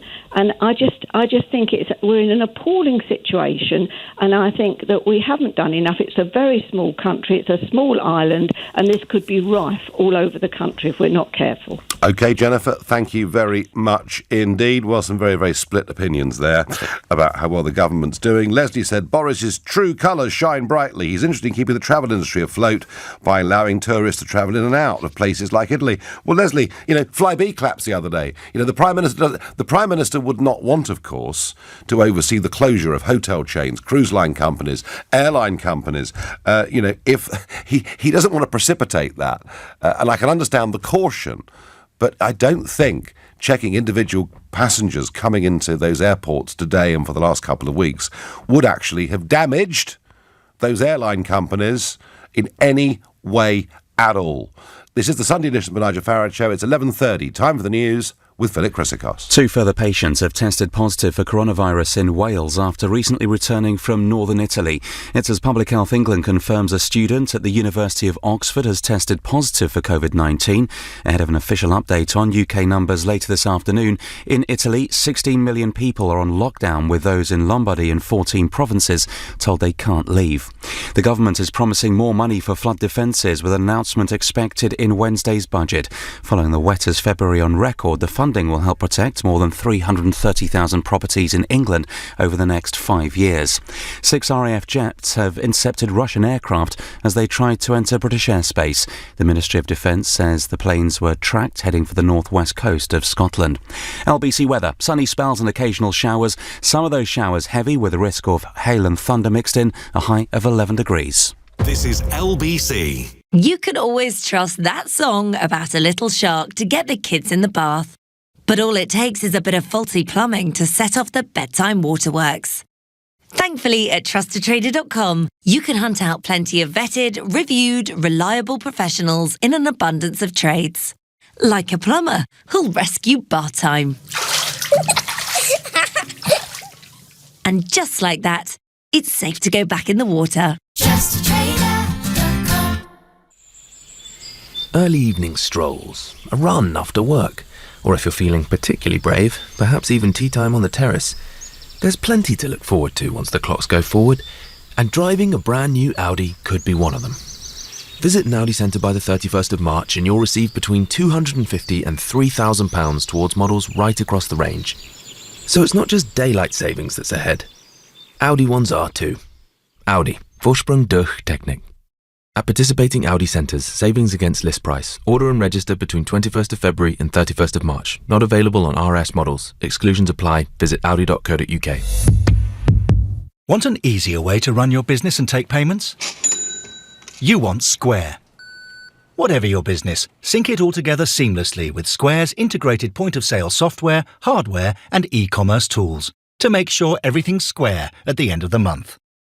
Square is there whether you're taking payments for Square meals or Square extensions, squaring off your account, squaring up with your supplier, trading in Cathedral Square or invoicing clients in Leicester Square.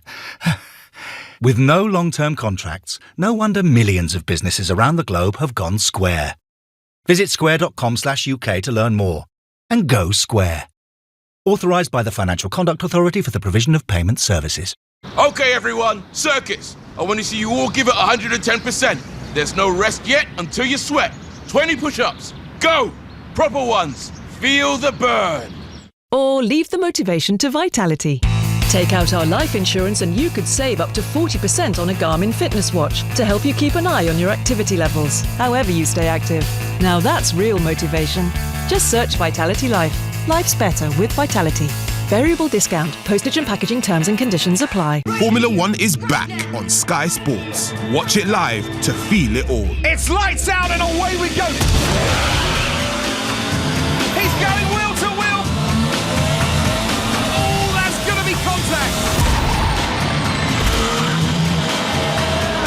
Extraordinary racing. To watch every race live, search Sky Sports F1 for your latest offer and upgrade today. 31 days notice to cancel. Requires Sky Entertainment. See sky.com for full terms. The Nigel Farage Show on LBC.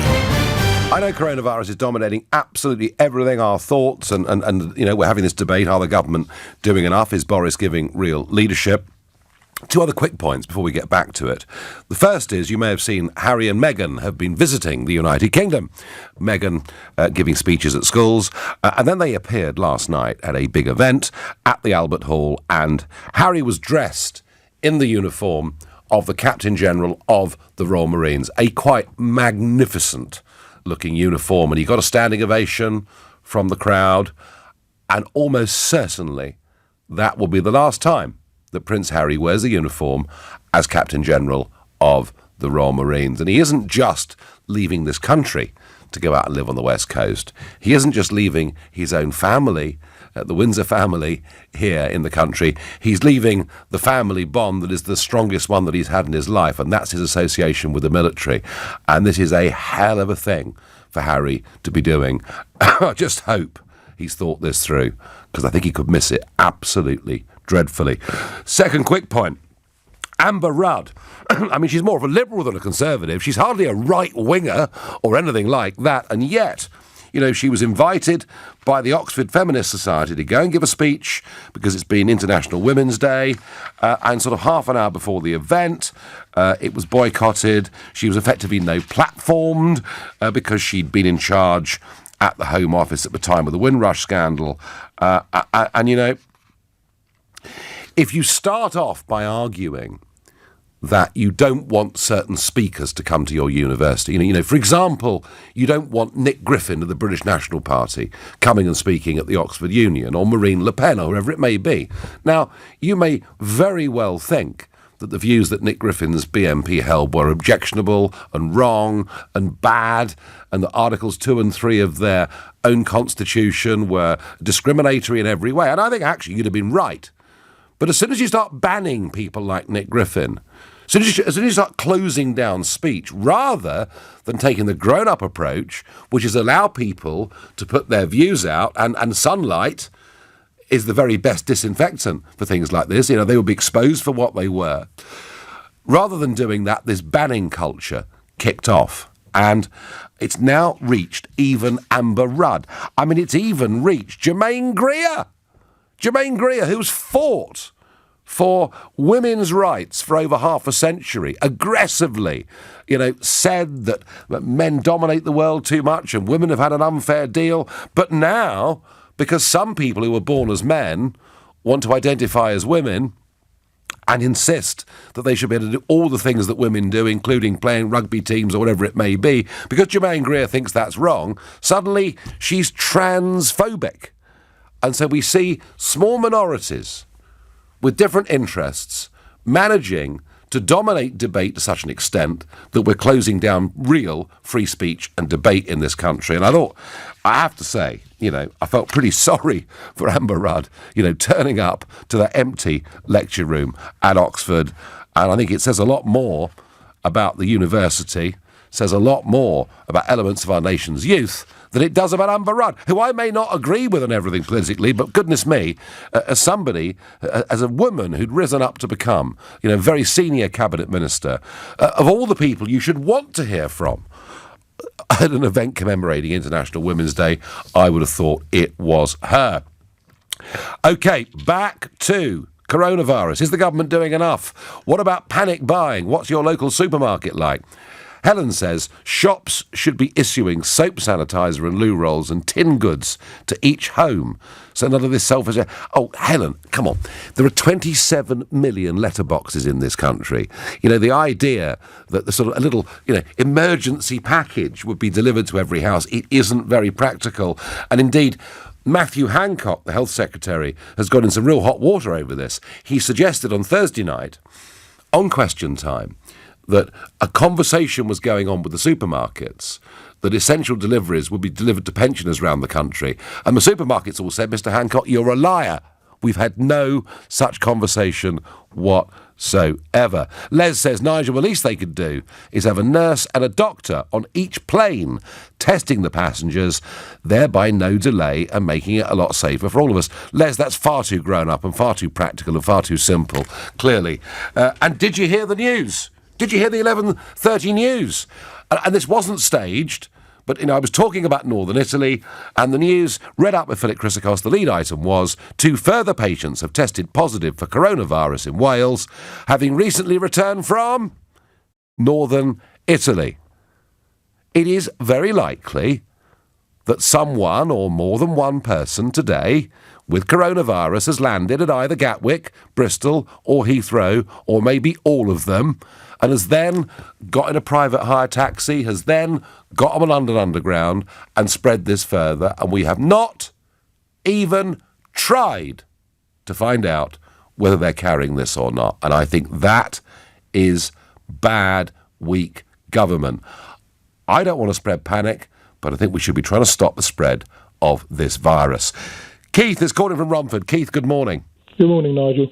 I just really wanted to say that I took the trouble to write to my MP last week with all the points you've raised, really, including the travel restrictions and a number of other, what I consider, poor responses, lack of initiative and, direction and so on. Everything else seems to be responded to with some kind of vague response that options are being considered. Yes. And I personally think, this is all too late.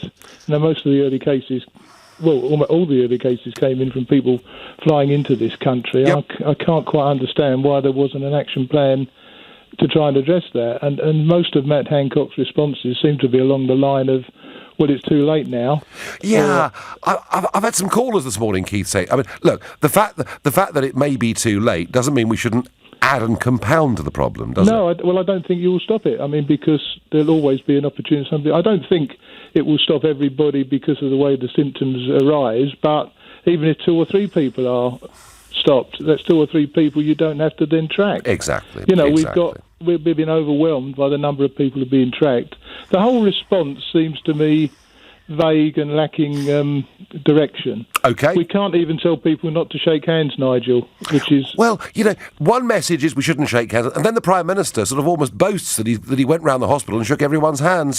And that was a point Professor Roxford made at the top of the show this morning.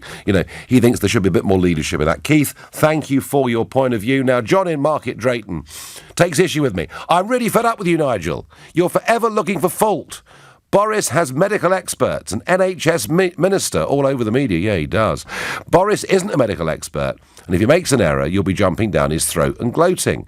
No doubt we could all do more, especially at airports, but as it is, it's time to pull together, not scoring brownie points. All right, OK, I'll tell you what, let's not criticise anything ever. Let's just say the Prime Minister's in charge and we have total confidence. John, I want to be supportive of this Prime Minister. I've written a piece published in today's Sunday Express, where I say, that many of us want Boris to succeed. We want Boris to do well. And I have, John, praised him for all the things that he said and thus far done on Brexit. But there is a broader point here about leadership. And it seems to me with the floods. Look, 25 people were killed by that tornado in Tennessee last week. It's a very common thing in America. Where was President Trump on Friday? There, visiting the site, promising help. That is what leaders do. Boris did not visit the floods. That's a lack of leadership. And John, I played you the clips earlier on, where he directly contradicts a few hours later the chief medical officer of this country in terms of where we are. Leadership is about having a grip on things. Leadership is about making tough decisions. And when it comes, when you hear, as we've just heard, 2 further patients have tested positive for coronavirus in Wales, having recently returned from northern Italy. You ring up, John. You tell me why it's a good thing there are now people sitting on the London Underground who've flown in from northern Italy this morning. If you can convince me, I will hold my hands up and say surrender.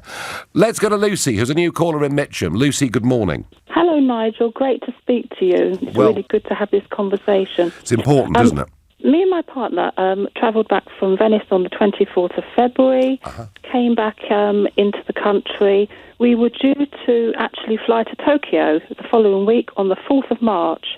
However, we spoke to NHS England and we were given the swab and told to self-isolate in accordance with Public Health England. However, so we've been in isolation. We couldn't travel because we were under quarantine. and apparently the airline company won't give us a refund for the travel. So they seem to be making up their own rules. They're going against NHS Public Health England advice, and they're not responsible, and they need to be accountable and pay people cancellation if they... So you've done the responsible thing, which you didn't have to do. Yeah. But you've done the responsible thing and you're paying the price for it. Yes. And can I ask, with flights to Tokyo, so what sort of money has this cost you, Lucy? There's an outstanding sort of 1,100. Apparently the hotel we can get that back, but apparently the airline will not give the money back, which seems, why would you want to travel spreading potential virus to everyone else? I hate to hear people who get punished and penalised for doing the right thing, and you were trying to do the right thing. Exactly. Yeah. Well, Lucy, I wonder, you know, those people that have landed today from Venice, and indeed those that have come in from Milan, and they're sitting on the underground as we speak, aren't they? Yeah, but being aware, surely the airline having that information would have been aware and should compensate the passenger. I agree, Lucy. I agree. I'm sorry. That's how to take it forward is the issue. Yeah. Well, you've raised it on LBC, and that's not a bad. And that's, I tell you what, it's not a bad place to start, Lucy. Honestly, thank you very much indeed for your call. Thank you very much for me allowing to. No. You've raised a very important point. It is rotten, isn't it, in life? The good guys always seem to pick up the bill. I don't know why. Andy in Northampton says, Nigel, in the last 2 weeks, I've been through 6 airports: Birmingham, Gatwick, London City, Tenerife, Geneva, and Chambéry, somewhere in France, I guess. No checks at all, just the odd poster here and there. This is the Sunday edition of the Nigel Farage Show here on LBC, and it is 11:46. Coming up at 12, Majid Noir's leading Britain's conversation. Next on LBC. London's air pollution affects everyone's health, especially children. The main cause? Road transport. By swapping just one car trip every week for walking, cycling or public transport, we can help make London's air cleaner together. About 18 months ago, I invested in a bike. I was being really lazy and driving to work. I get to work much quicker. I've saved, I reckon, nearly £2,000 by cycling. See how the Mayor and TfL are working towards cleaner air and how you can help too at lbc.co.uk. If you've lost money on a stocks and shares ISA sold by Lloyds or Halifax, you may be due thousands in compensation. Text GOOD to 78900 and Goodwin Barrett will explain your options. Want an easier way to run your business and take payments? You want Square. Whatever your business, sync it all together seamlessly with Square's integrated point-of-sale software, hardware and e-commerce tools to make sure everything's square at the end of the month. Square is there whether you're taking payments for Square meals or Square extensions, squaring off your account, squaring up with your supplier, trading in Cathedral Square or invoicing clients in Leicester Square. With no long-term contracts, no wonder millions of businesses around the globe have gone Square. Visit square.com/UK to learn more. And go Square. Authorised by the Financial Conduct Authority for the provision of payment services.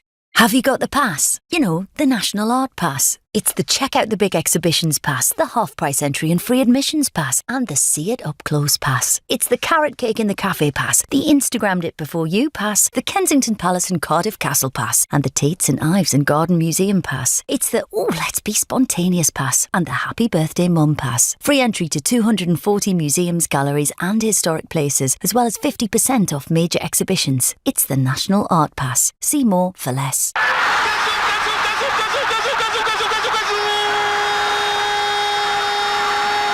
Wait a sec. Is that the sound of a football commentator who's just bought a used car from Kazoo? Yeah, it is. He's done it completely online, and it comes with a 7-day money-back guarantee, so he's got time to make sure he really loves it. He's happy about that. Get in. Can you buy a used car online with 7 days to decide? Kazoo, yeah you can. Kazoo, the new way to buy a used car. When you buy car or home insurance, you can choose a free gift with Confused.com rewards, like Green Flag breakdown cover, a £20 Domino's or Halford's voucher, or a Now TV pass, all for free. But, no but. Because that's what free means. No ifs, buts, or maybes. Don't be confused. BeConfused.com. Available on single annual policies, now TV 18+, full T's and C's online. Have you heard? The Mayor of London has launched his latest van scrappage scheme to help tackle London's toxic air. Small businesses or sole traders like me with a polluting van could now get £7,000, which you could use to trade up to a Euro 6 vehicle. And you could get an extra £2,500 towards running costs if you go electric. The scheme is now even easier to qualify for, and it's open to any businesses with up to 50 employees, like mine. So, I'm going to search TfL Scrappage to see if I'm eligible and apply. You should do the same. To the Mayor of London and TfL, every journey matters. Coming up at 12 on LBC, Majid Noaz. The Italian government issued a decree last night that will quarantine up to 16 million people in the north. Could London cope going into quarantine? Majid Noaz on LBC. So let's find out. Is enough being done? And I'm particularly focusing on airports right now because that, I think, is what really matters. That is how this problem of coronavirus has come into the country. I am just simply astonished that people are coming in today from Venice, from Milan, into airports all over this country and no checks are being made. My next caller is Lisa from Richmond, although I understand that's an assumed name. Lisa, good morning. Oh, good morning. Thank you very much for taking my call. I rang because I'm a taxi app driver, and I was in the situation. I had a passenger in my car, and he was talking on the phone about a friend who'd come back from the affected part of northern Italy through Milan airport, and he was refusing to self-isolate. He didn't believe in self-isolation.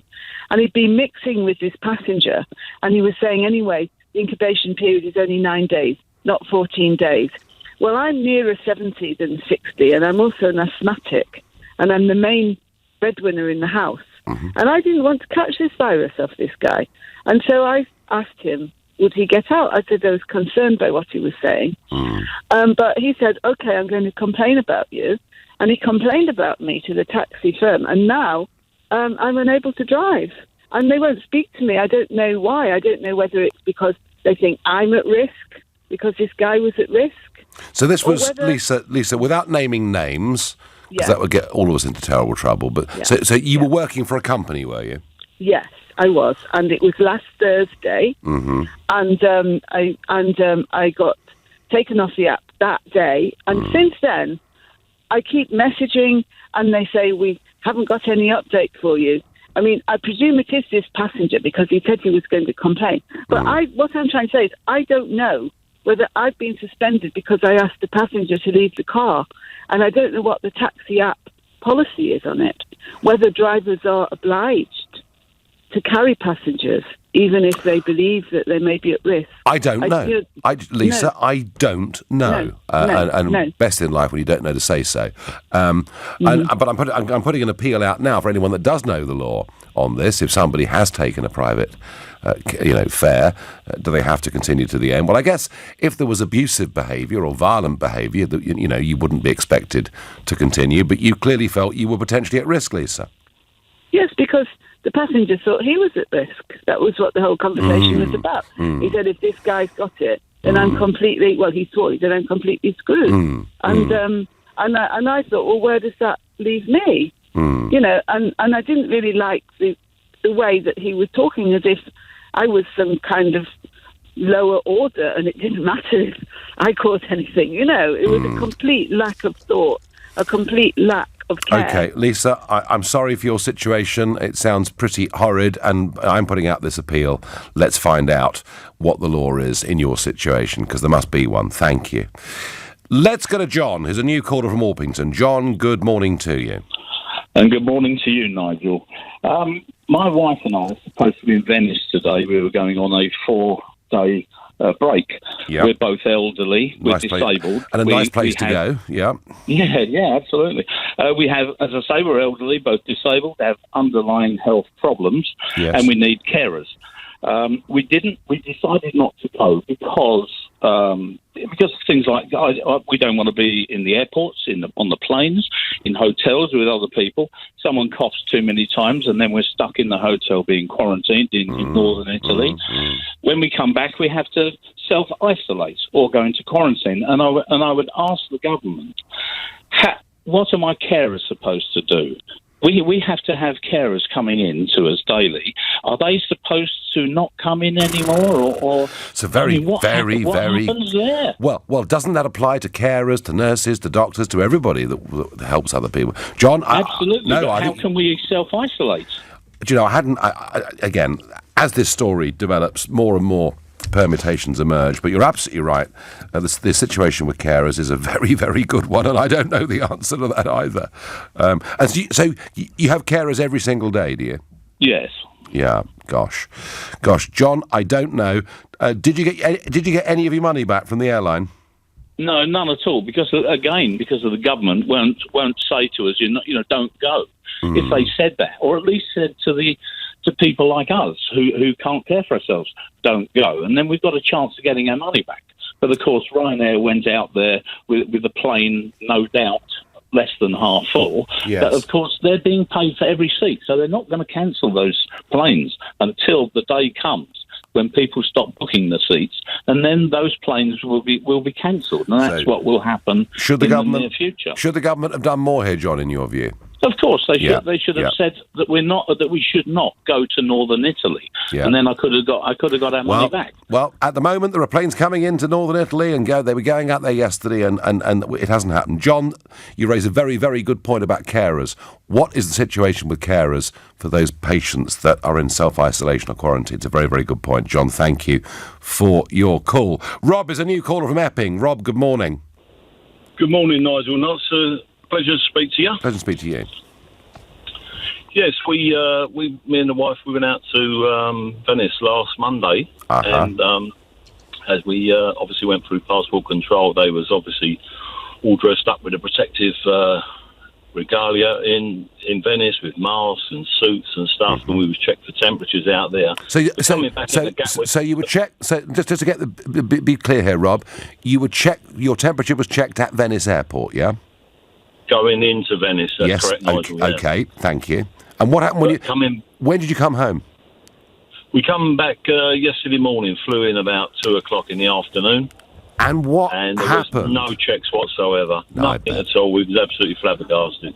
It is unbelievable, Rob, isn't it? It is. There wasn't even sanitisers there, like for your hands, or it was just obviously just waved straight through. No leaflets being given out? Nothing. No. Literally nothing. And which airport was this, Rob? This was Gatwick. Gatwick. But I bet you, Rob, it would have been the same at Heathrow, the same at Bristol, the same anywhere else. Yeah. Well, you are perfect proof of exactly what I've been trying to say. Checks are going on in many other parts of the world. They're not going on here.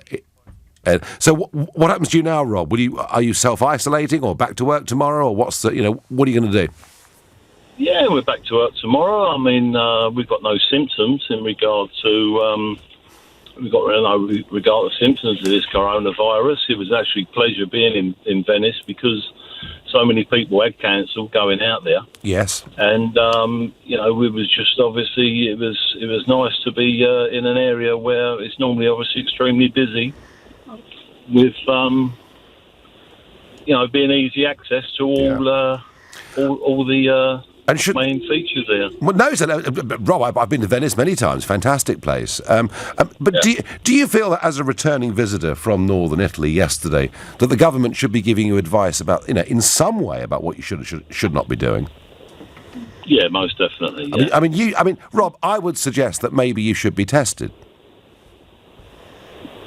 Well, should you only be tested if you're showing symptoms?